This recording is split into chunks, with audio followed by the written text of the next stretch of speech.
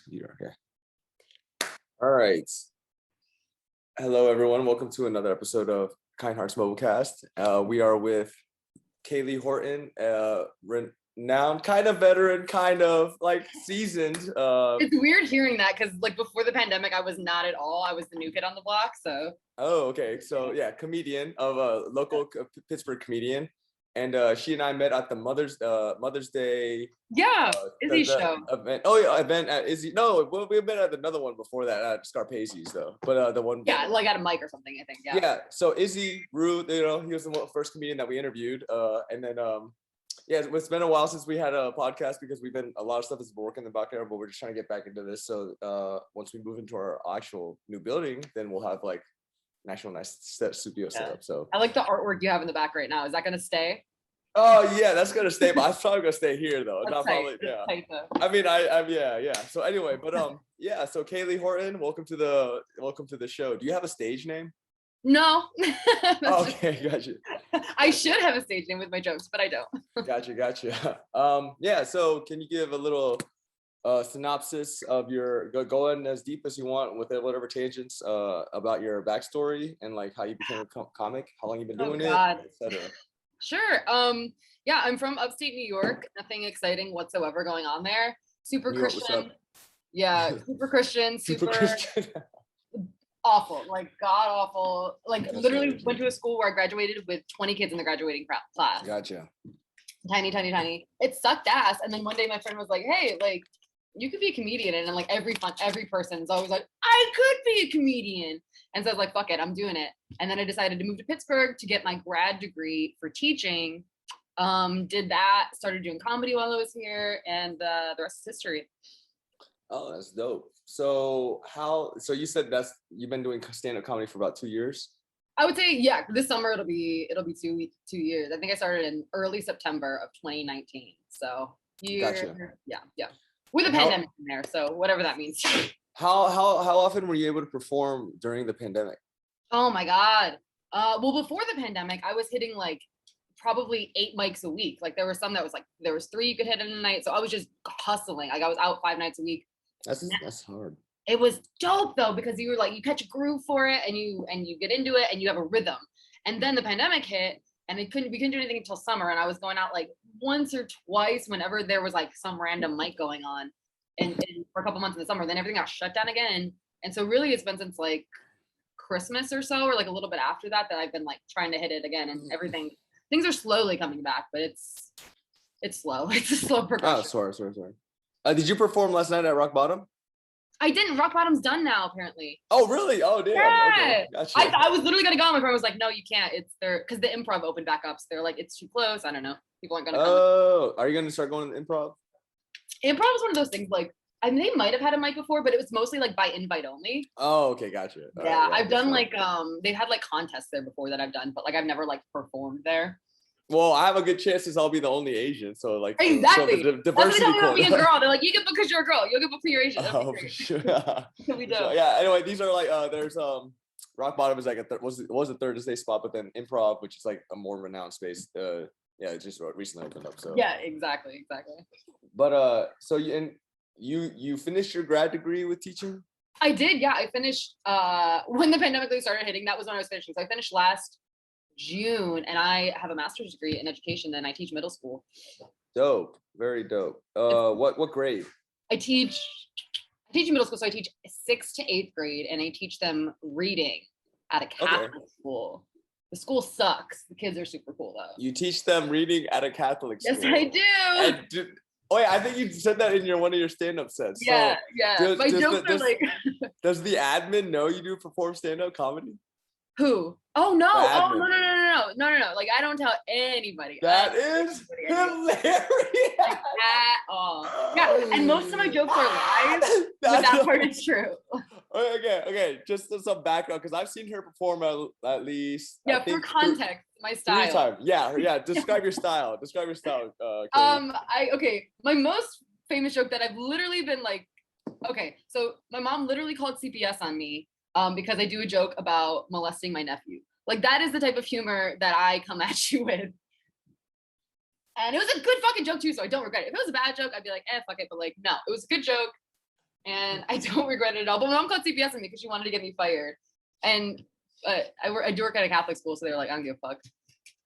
That reminds me of like my senior year in high school when I was a drug dealer while being a Bible study teacher. Yes, you were. Of course you were. Of course you were. Yeah. Our friend Izzy once told me a story about how he got kicked out of the army. Oh like, yeah. Izzy, and I was like, yeah, of course you did. For selling Skittles. That shit is hilarious. Yeah, I was like, you were a drug dealer when you couldn't be a drug dealer. That's amazing. I know. Yeah. Man, that's hilarious. So, what made you want to get other than your friends are encouraging you? Do you have like inspirations or what was like the catalyst for getting you in? Like, or you saw some people were like, oh, I could do better than that. Like, well, describe. Can you elaborate, please? Yeah, totally. I think probably it's definitely not until college because I grew up so sheltered that like the humor that of course you did. Like come on, like you look at like my comedy, you're like that person has been repressed. Yeah. But like I grew up so sheltered, like the comedy that I find funny now and that I do, I would not have found funny then, obviously, because I'm a 17-year-old from like a little Christian school. But so like not till college till I started like really finding myself did I like start to understand comedy as like more than just like haha silly jokes. It was like, oh, this is an art form, and I was getting into stand-up specials. Different friends kind of introduced me to like, like I had those dude friends that were like, you should watch Joe Rogan. And like when I'm 19, I'm like, this guy's so fucking funny. And like those kind of comedians. And then as I started deciding I wanted to actually maybe make it a thing, it was like Chappelle I was watching a lot of like Anthony Jeselnik. I was watching a lot of like good solid comics. And then everybody's like, you should do that. You're funny. You should do that. And I feel like everybody thinks that like, oh yeah, I'm the funny friend. I could do comedy. And pretty much everybody could if they put themselves out there. So like, yes, 100%. Like it's one of those things that people are like, oh, think about doing comedy. I'm like, do it. Like just do it. Like there's no magic sign. Like there's like you just go and you do it, and you'll figure out pretty quick if it's something you want to keep doing or not. Because it's demanding. It's great, but it's demanding. Yeah. And so I was like, you know what, I'm gonna do it. I ended up moving. I was gonna move to Pittsburgh anyways for school, but I was like, I want to move to a city particularly so I can pursue this. And I started it, and like it's one of those things I really think within a couple of weeks, like you figure out like, is this your groove or is it not? Are you gonna find something else? Because I remember doing it and like I immediately was floored. Like I was all in 100%. That's awesome. It was like, yeah, it felt like falling in love. Like I don't really date, like I've never been in love, but it felt like, I remember telling my friend, like, I am never going to settle for being with somebody that makes me feel less good than comedy does. Yeah. Damn, that's hard. That's a high bar to live up to. I know. But I was like, listen, if I ever get a partner, they're going to have, like, comedy will always come first because comedy will always be number one to me. Like, it's just the way it is. For sure. Wow, that's pretty deep. I'm not gonna date. I mean, it's me telling dick jokes. Like, it's not that serious, but it's serious to me. Yeah, no. Stand-up comedy is a real craft. Than like it's an art. It truly is something. I feel like the best comics, like the reason people start doing comedy is because the best comics are so good at it that they make it look easy. And then you go up there yourself, and you're like, I'll just talk to people. This is great. Like I'll be so fucking. I'm so fun in my friend group. And then you go up there and people are not listening to you and they're drinking and talking over you, and you're like, oh shit, I have to put some effort into this, and you really like get a feel for the craft. Word. Oh yeah. So describe your first time. So your first stage that you did good, and then describe your first time bombing. Ooh. I don't remember the first time I did good. I remember the first time I felt like I did good, which was my first mic. It was at Scarpace's. Oh, it was Scarpace's. Nice. Yeah, it was good. That's why I love Scarpace's so much. People shit on it. I'm like, no. Scarpace's is home for me. It's home turf. Oh yeah, Scarpace's was my first in Pittsburgh, or second technically. It's a great dive bar. It's a great place. It is dope. Yeah, it's dope. But that was that was my first time, and I felt like I did really good. I know in hindsight that I didn't. Nobody's good their first time. Maybe 1 in 100. Like you have to be like amazing to be good your first time. But I know I wasn't good. But I came off feeling like, oh yeah, hell yeah. I had like friends there. Like, oh my god, they just had to listen to me. I think I got like 2 or 3 pity laughs. Like it was nothing substantial at all. And then I met Andrew, my friend Andrew, and he was like, "Is your first time?" And I was like, "Fuck, I could tell." Like, I thought I was gonna be the next Chappelle. Like I thought it was gonna be amazing. It wasn't, but. A bunch of dudes noticed me immediately because comedy guys are really gross. And like, I remember like 3 guys trying to sleep with me, and I was like, I'm gonna avoid them. That's hilarious. That was my first time I thought. I was like, yeah, hell yeah. You feel cool as hell your first time too, because you're like, yeah, I was just on a fucking stage. Gotcha. You, what about your first time bombing? There's been so many. I don't remember my first time. I remember the most painful which was like 3 weeks ago, like I bombed at a show doing jokes that kill. That totally kill. I fucking bombed so hard. I was getting heckled by people. People were Oh, like, wow. heckled, dude. Like people were like telling me, they're like, you stink, like get off the stage. Like literally that That's shit. awesome. And I just like bunkered down. I was like, fuck you guys. I'm gonna do even nastier jokes. It was the abortion jokes that got him. And then I just like bunkered down. And I was like, I'll give you pedophile shit. I don't give a fuck if you like me. And That's then hilarious. I got off the stage and they were like, thank God. And I was like, you guys suck. But that did not feel good. You have to pretend while it's happening that it's fine. But oh my God, that shit hurted. Damn. That sucks. It does not feel good. But hey, it happens. Yeah. Do you know like how long you were doing? Like, do you know what number stage set early on in your when you first started? I was like second, I think. I think I was second. Or no, what's for you like your personal record? Like at which point, like was that your stage set number 3 that you did it overall in your whole? No, I don't even keep track anymore. I have no idea. Like in terms of mics that I've done, it's probably in the hundreds, and then in shows maybe like in the dozens. Not like good shows necessarily, not like great shows, but just like shows that friends or whoever put me on. Yeah, that's awesome. I'm at like 30 now. So and then I've been doing it for like 2, 3 years, but like on and off. Yeah, you keep track? That's crazy. Yeah, I keep track and I analyze, very Asian, but I analyze it like what you're a stereotype, dude. Yeah. What went bad? How could I don't know. I remember you going up for the first time and they're like, somebody signed up as Korean barbecue, and like Ron and everybody's trying to figure out who the fuck it was. Korean barbecue. I was the only Asian like, at that guy's bar. Asian. Yeah, I was the only Asian at the bar. Literally the only Asian in any bar in Pittsburgh. Yeah, for real though. That's hilarious. But yeah, do you do so like can you describe your process? Like do you devote like an hour a day to writing jokes, or do you just like think while you're driving? Like how does your inspiration come to you? Interesting.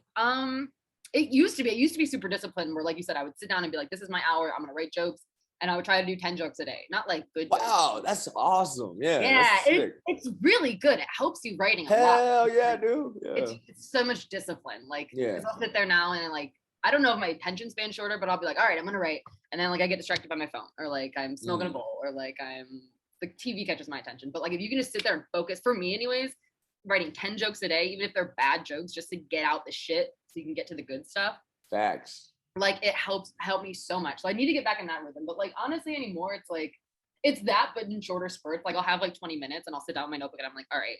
And then I'll just it always starts with like, for me anyways, like something true, like something tangible near me or that I'm seeing that I can concentrate on, like my phone. Okay, my phone. I'm on my phone too much. People are texting me too much. All right, now how can I go from that weird random premise to something absurd that nobody's thought of before? And my mind just kind of goes wild.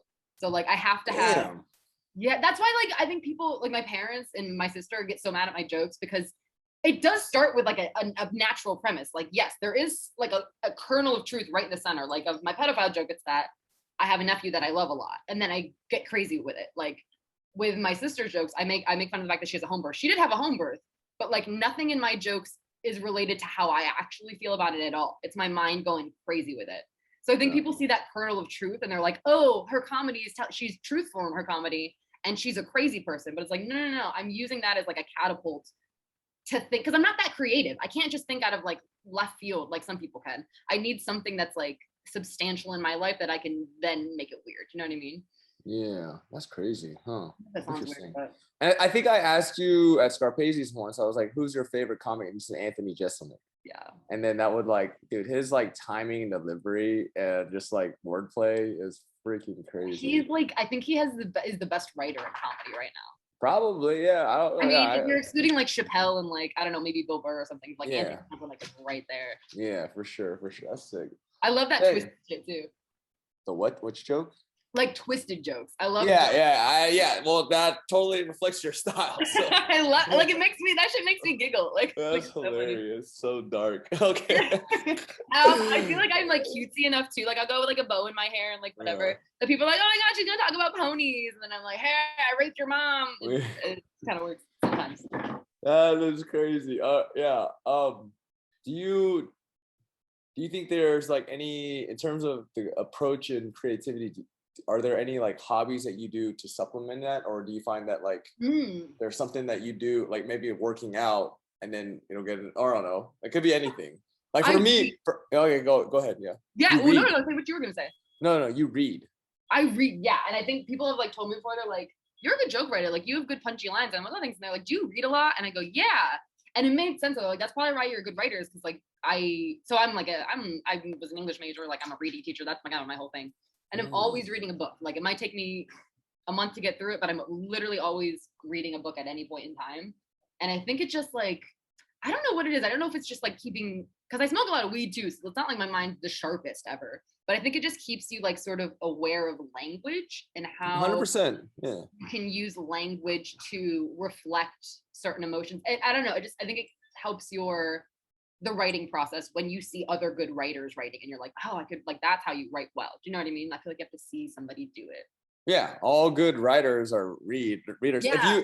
If you read Stephen Hawking's On Writing, he talks about how he reads Stephen King. Yeah, Stephen, sorry, my fucking. Yeah, I know exactly what to tell you with that. Stephen, thank you. Sorry, I gotta edit this shit out. All right, so edit it out. So Stephen King's On Writing, he talks about how he reads around 70 to 80 books a year. That's like he writes so many too. He's so prolific. Yeah, this man is doing nothing but reading and writing all day. Yeah, that's what's nuts to me. I was like, damn, he's loves writing. Yeah. That's what I was really impressed with. I was like, because I was like, okay, I'll try to learn something. So I was like, there's no way I can like match that shot. Who has the time? Yeah. Anyway, it's nuts. But like, there's something to it. Like he's right. Like it's that sort of like yin and yang of like you have to like keep experience. I feel like that's kind of why comedy's stilted too, is because like I feel like you have to like experience other things to be able to make good art. And like nobody was experiencing anything during the pandemic, so it's like we couldn't use any inspiration to like. That's how I felt, anyways. I felt no, that's right. No, because there was no human interaction and like human interaction. There was like no like movies coming out. There was no comedy. There was no art. There was like a little bit of music here and there, but like nothing. I don't know. I feel like when I'm at a concert, when I'm at like a stage, that's another thing I like to do for fun, is like concerts, comedy shows, that kind of thing. Like just being around other humans and that energy, it inspires you to like want to do other things for humanity. And when you're like stuck doing nothing for months on end, it's that's really insightful, actually, huh? I don't know if it's true. Like Bo Burnham just made a special about being inside, and it was fucking amazing. So he made really good art during the pandemic. I couldn't do anything artistic. Interesting. You what made you want to be an English major, or were you reading always as a kid? Like, did you just like writing and stuff? What was it? Yeah, definitely. I mean, I was definitely I wasn't like the kid that read constantly, but I was like one of the kids in class who would be reading a book or whatever. Or I was the one of the kids that like to go to like the language arts writing festival every year. And I was I don't know. I think I was so I went to community college, then I went to a 4-year, and then I went to grad school. And I'm at the community college. I think I was like a liberal arts math and science major, because somebody was like, you should be a nurse or something. And I was like, all right, I'll be a nurse. That fucking sucked. After like 6 months, I was like, I do not want to do math and science for a living. Fuck this shit. I don't want to learn biology. I don't want to learn physics. This is bullshit. So I switched, and I was like, maybe I'll just switch to like literature. That seems, or like English. That seems like another generic. And then when I go to a 4-year, it can get more specific and I can figure it out. But then I started doing that, like basically in English. And then I really liked it in terms of like how I was being educated. And I was like, this would be sick to do like always, to just get to talk about books all day. That sounds fucking dope. like that, like it literally makes me giggle to say I have the best job ever. Like I just get to read and talk about books all day. That's so cool. So I was like, what job can do that? Fuck yeah, I'll be an English teacher, which is the only thing you can do with an English degree anyway. So it kind of worked out. Yeah, that's hilarious. But I actually like really fucking love it. It's great. And middle schoolers are super cool too, because they're like the perfect age that they're smart enough that they can have like true meaningful conversations with you, but they're not old enough to be too cool for it yet. Like you're lame to them, like you suck, like whatever. They're over it. But middle schoolers, you can get them. Like they're in. You're like, I'm cool with them. They like me. That's dope. Yeah, that's it's dope. Sick. It's tight. Yeah. Wow. Do you have any other hobbies? Oh God. I watch so much TV, dude. I watch so much TV and movies. I read a lot. I also read like biographies of my favorite celebrities. So what I'll do a lot is like I just read Robin Williams' biography. Oh wow, that's a hard one. Yeah. It was so hard. but then I'll like watch movies while I'm reading it of that said person to like get invested in their lives. That's something I've been doing lately. I did that with Lucille Ball too. I read her biography. Wow. Other than that, I'm pretty boring. I work a lot. I work 2 jobs, do comedy at night, have a dog I hang out with and take What's care your second job? I work at a restaurant on the weekends. Damn, you are a hustler, yo. Yeah, I Mad try to respect. be. I Mad try to. respect. That's always weird when everything's shut down. I was like, I don't know what to do with myself. Like I'm just always busy. Wow. But I like it that way. It keeps me.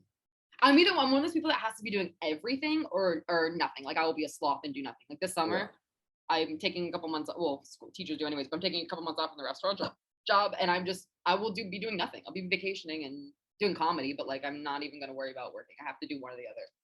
That's dope. Wow. Mm-hmm. It's kind of cool. Huh. Interesting. If there's one person in history you could have dinner with, Ooh. Who would it be, and what would you talk about? And you could ask them one question. What would you ask them? All of history? Yeah, dead or alive. Fuck, that's a hard one question. Yeah, or what would you talk about? Okay. Oh God, that's really hard.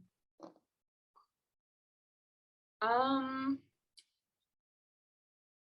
I know. I would be Stevie Nicks, and I would just talk about Fleetwood Mac the whole time. I'd be like, all right, I want a 5-hour conversation about the dirty of this band. Like, tell me all of the drama that is not included in these books, because I know everything there is to know in books, but I know there's some tea that went down. Yeah. Nice. That's okay. So why do you like Stevie Nicks so much? Come on, like she's Stevie Nicks. She's just wild. Fleetwood Mac as a band enthralls me anyways, because their story, I mean, everybody kind of knows their story, but they are just so fucking bonkers. And they kept, like, everybody knows everybody's breaking up with everybody else. But then, like, Stevie Nicks is such a bad bitch. Like, she broke up with the guy that was in her band, the fucking lead guitarist, and then she started hooking up with the fucking drummer, Mick Fleetwood. And then Mick Fleetwood leaves her for her best fucking friend, and then she makes a song about it, and now they all have to sing that song for the fucking rest of their band's days. Like that's amazing. They sing the songs about their own breakups for decades, dude. They're still hearing it when they walk into fucking Walgreens. That's so funny. You know what's hilarious? Okay, this is like a confession, because hit me. Until that dude, that Latino dude drinking that cranberry juice and longboard, it became viral. I didn't know who Fleetwood Mac was. I was like, Fleetwood Mac. Yeah, see, exactly. You're so not white. White people know this shit. Yeah, I know. White people are on that bandwagon. So not white. That's hilarious. Yeah, that's true though. Yeah, but that is so funny. Anyway, confession, guys, whatever. But edit it out. Yeah, no, I'm not gonna. I'm like whatever. Yeah. I'm very uncultured. I realize that's why, like, my white friends, they like. I'm like, what's so cool about rock and roll? And I'm like, what are rock bands I should listen to? And then, what is rock and roll? No, we literally have listening sessions, or had listening sessions with our chill out white friends, and they'd be like, oh yeah, so like you can listen to this. And then I'm like, so what's so cool about it? Why do you like it? But and you're the kind of person that I could like name like a very obscure ska band, and you'd be like, yeah, I love them. Wait, what? Ska band? Like yeah, just something. You seem like you have such niche interests. No, I like a lot of rap and hip hop and soundtracks, like movie soundtracks, and then you listen to movie soundtracks? Yes, a lot. Yeah, I love movie soundtrack. I like Hans Zimmer. Man, Hans Zimmer's goat, really? Bro. Yeah. That's right. Gladiator, Interstellar, Dark Knight. Oh my god. Yeah, so like old soundtracks too, like not current ones. Yeah. I don't know. And then like there's like I don't know. That's what I do. But anyway, enough about me. Oh yeah, what kind of music do you like? You see like a lot of rock or punk? What would alternative? I guess. Describe your rock. Yeah, I mean, I guess. Pop is my shit. Like good pop. Like some radio pop is fine, but like good like indie pop is. Oh, I'm all in that jam. Or like good 80s pop, like some Whitney Houston. Fuck me up. Phil Collins, like don't get me started. That is such a white ass. Okay, I'm just joking. Boy, but Phil Collins. Yeah. Phil Collins. No, Phil Collins hard. He's hard. Yes. Pumping, baby. Yeah, I will get down to like don't put on Phil Collins near me because I'm just joking. But yeah, it's hard. You're 100%. I tweeted a while ago. I tweeted Phil Collins is the white version of Earth, Wind and Fire. That's hilarious. Actually, I see that. That's It kind of works because he's like, I don't know. That's funny. But no, it's I like such white music. And I am so white that I like black music in the way that white people like it, where they're like, Meg Thee Stallion, let's go. Like, I love that shit. Love that shit. That's hilarious. I love that shit. Like, I love yeah, like rock. Like, I would say like indie rock, pop. That's kind of my lane. Like, in somewhere in there, and some rap here and there. Okay. Hip-hop. So what song is your current anthem that you could listen on repeat and not get tired? Oh, no, I actually was, but I also forgot to mention musical theater. I'm very white, and I listen to a lot of musical theater. So I'm listening to the Haiti soundtrack, like Oh no, I take it back. I've been listening to Bo Burnham just released a special, and he's a musical comic, and I fucking hate musical comedy, but he's very good at it, and he's so good. He's so talented. Did you watch his newest? No, I haven't seen that one. I hated his old stuff, dude. I was not a fan, and then I watched. Really? I'm just super impressed by like his watch this shit. It'll blow your mind. Okay. I was taking, but there's a song on it he calls that's called "White Woman's Instagram" that I've been bopping to. It's amazing because it's a song making fun of white women and how they post on Instagram, but he made the song in such a way that like every white woman in the world is going to be like doing this to it because it's so catchy and fun. That's hilarious. It's great irony. He's so good. You gotta watch it. It's bomb. All right. I'll definitely put that on my watch list. All right, nice. Oh yeah. So let's say top 3 movies then. Ooh, okay. I got this one. I ask everybody this shit. You have to tell me yours though when I tell you mine. Mine are constantly changing, but yeah, sure. Okay, number 1, Ferris Bueller's Day Off, for sure. Okay. Best movie of all time. 2, I think. Ooh, Whiplash. Whiplash is excellent. Never seen that. No. It's so good. It's so good. It's about a drummer and his fucked up relationship with his orchestrator. And then 500 Days of Summer, I think would be my number 3. Oh, that's hilarious. It's a good one. Really good. That's one of those movies that like I watched it 12 times in a row last week. Like no joke. Gotcha. All right, just some context, guys. Like the second time I met her, we were at a hood bar. She was like the only white girl there, telling like kind of some dark jokes, of course, but the stereotypical white girl stuff. And then the audience loved her. So like, and then she's telling me these movies, and I'm like, they're also good. They're good movies. Yeah, they're good movies in their own right. But I'm just like, you are so white, because just because like there's when nothing I wrong take with that. pictures with those guys, like when we're all hanging out and we're like taking comic photos. Jude, do you understand? I'm the only one smiling, and I'm translucent. Like I am the whitest person in America. Truly. That is so funny. I don't know how I got hooked up in the black scene, but I love it, and the irony is fucking funny. Yeah, y'all should whenever we go down to Atlanta. All right, we got some stuff in the works, everyone. But whenever we ever go down to Atlanta, like I go, there's some pretty dope. It's pretty Atlanta scenes though. I fucks with it a lot. But yeah. Right. Inside baseball. Oh yeah. Oh man. Wait, what are your favorites though? You have some of yours. Oh, my favorite movies at the moment, I would say. Okay, I can't rank. Okay, so Gladiator, Watchmen, and The Dark Knight, I guess. Okay. Yeah, okay. I'm old school. Okay. You know? You are old school. Yeah. Wait, what's the second one? Watchmen. Okay. No, yeah, they're not ranked in order of appearance. Have you seen those? No, have you seen Watchmen? I watched well, Watchmen's a show, isn't it? Well, it's show based from the movie, but the movie is so good. Okay, I watched part of the show. I was like, yeah, I've seen a couple of those episodes. Yeah, I never watched. Yeah, the show sucks. I saw like one. I'm like, I'm never watching this again. I saw the Tulsa, Oklahoma in the beginning, and I was like, all right, this is gonna be tiring. Oh yeah. Oh, okay. What series do you like to watch? Oh, okay. Sitcoms. I'm so into that sitcom jam, dude. Like Friends or at The Office? I mean, that's fine. I'll watch Friends if it's on, but like, It's Always Sunny in Philadelphia. Oh yeah, that's funny. Number 1, great show. Right now I'm watching Third Rock from the Sun. That like dude, that was my whole childhood.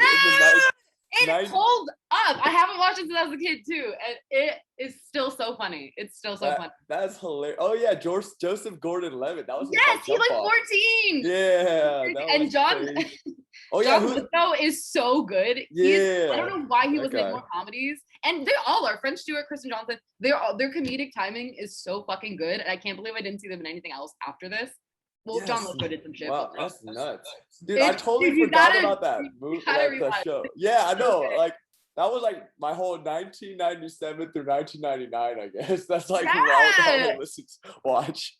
That's hilarious. I watched that every day as a kid. That's so it's crazy. such a good show. That's what I'm saying. It came out like in the same era of Seinfeld and Friends, and I'm like, fuck that. Yeah, I never watched it. Yeah, that Third shit. Rock. Yeah. Same here. That's hilarious. Oh, yeah, 90s you babies. did. You know we're gonna like. It's tight. It's tight. That's so funny. That's hilarious. Nice.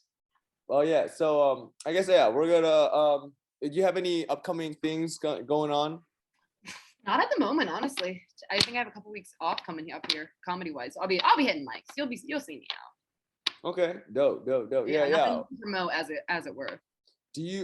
So are you trying to like what would you like to do? Turn this comedy in? Do you want to become be part of a writer's room? Do you want to become your own, like have your own special? Do you just want to see where you could take it, or do you not have any expectations for it?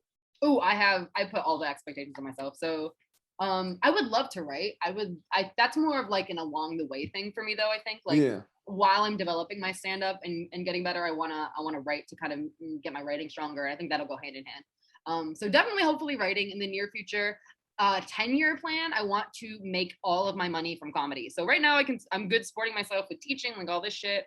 In 10 years, I don't want to have to teach anymore. I just want to be able to do comedy and be able to pay my bills. It doesn't have to be, I don't care if I ever make a lot of money. If I can just pay my bills through comedy, that is winning to me.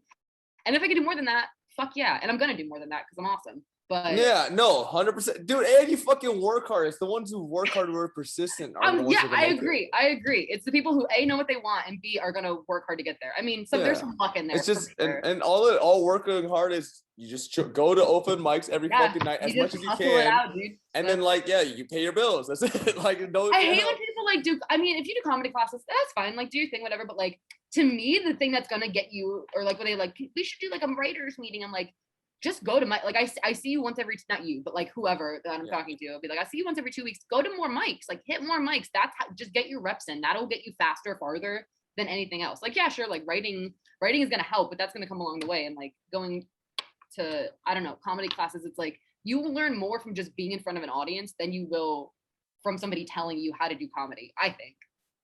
Yeah. That is like, that's the advice I would give everybody. And I would give myself in the beginning, like just go pound it out, hustle it out, and then like people will notice that you're working hard, and if you're good, then you're good. Very true, very true. Oh yeah, you also talked about how you smoke a lot of weed, and we are a cannabis education media company. So can you talk about how cannabis has helped you, or do you think it's helped you be more creative, or just relaxing, or what do you always perform high, or what is it? What's up with it? For me, it's like I just want to dissociate. I don't ever want to be. I'm one of those like people that's kind of always out and everywhere. I don't ever think sober is kind of boring to me. When I'm high, it's like I feel way more creative. I feel more enthusiastic about things. I feel things more deeply. I feel like, and I like feeling very emotive, and weed helps me do that. And it also I don't know. It takes your brain. Sometimes I need like tea breaks to just kind of like get my mind straight again if I'm doing too much. But I feel like it just takes your brain to a different place that it wouldn't necessarily think of otherwise. That's how I feel with it. I've also been smoking for so long, like I don't really know how it affects me anymore in terms of how I used to be before I was smoking, because it's just been years, you know? Yeah. So what they say about weed or THC, when you get high, your ability to make connections across far unrelated topics, like it's called hyperpriming. So like your brain will create these things, and so they say it helps with creativity. But then because with that, even though it disrupts your ability to form long-term memories, which is also good, because then like, you have all these crazy thoughts and then you just forget it the next time, right? So I have to write things down. Like you have to write things down. Yeah. But so yeah, it's just like it's a way to, and then it helps you man, it like helps your brain eliminate toxins that you get from from sleep deprivation. I remember Oh, reading the really? story. Yeah. So as well as lowering stress hormones like cortisol and stuff. I don't know. I love the human brain, so I like do a lot of research on this. But Yeah. but yeah, anyway, but yeah, so like it would make sense how you said you're well, one, it can help you feel more deeply, so kind of like a psychotropic, like mushrooms, Yeah. helping develop compassion and like feeling oneness, which is why a bunch of like hippies, they're like all the nature with weed and shit. But then like yeah, it's just cool that how you describe how it helped you because the studies reflect that. Like so. Medically, that makes sense. Yeah. Yeah, definitely. That's really cool. So yeah, smoke weed, everyone. Smoke weed. Yeah, get yourselves a license or whatever. But yeah. All right. So I guess we're coming close to the end of our thing. Kayley. So we always end with this question. And for any aspiring artists who like, let's say an aspiring artist comes to you like, how can I be more like you? What is one piece of advice that you would give everyone?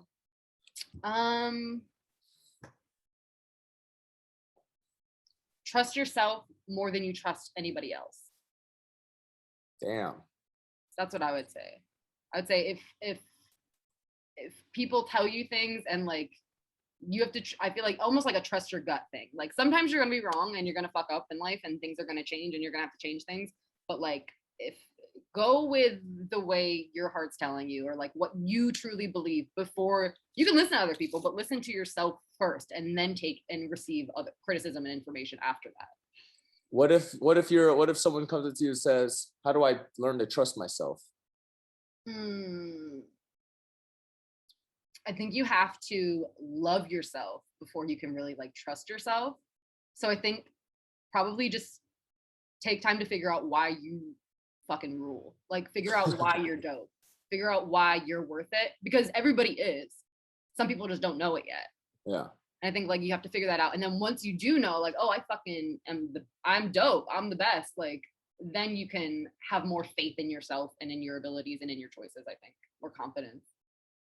Hell yeah, that fucking mic drop right there. Kayley Horton, ladies and gentlemen. That was dope. Yeah, that was a dope interview. Yeah. Stay tuned for some stuff. We got something in the works. And but yeah, if you're out in Pittsburgh, she's on her grind, going to all the open mics that are opening up more and more. But so anyway, everyone, Kind Hearts Mobilecast with interviewing Kayley Horton, a local Pittsburgh comic. 10 years she gonna blow up. Be on the lookout, everyone. Let's go. What's up, baby? But yeah, English extraordinaire, using all her technical proficiency into an art. You know me. Yeah, channeling it in art. That's like pretty dope. And she had to drop a lot of nuggets of wisdom for y'all. So hope y'all enjoyed this interview. Kaylee, it was a pleasure. And thank you for everyone. Thanks for having me. Yeah, say bye. Shout out everybody, everyone. Bye. All right. So I'm gonna end.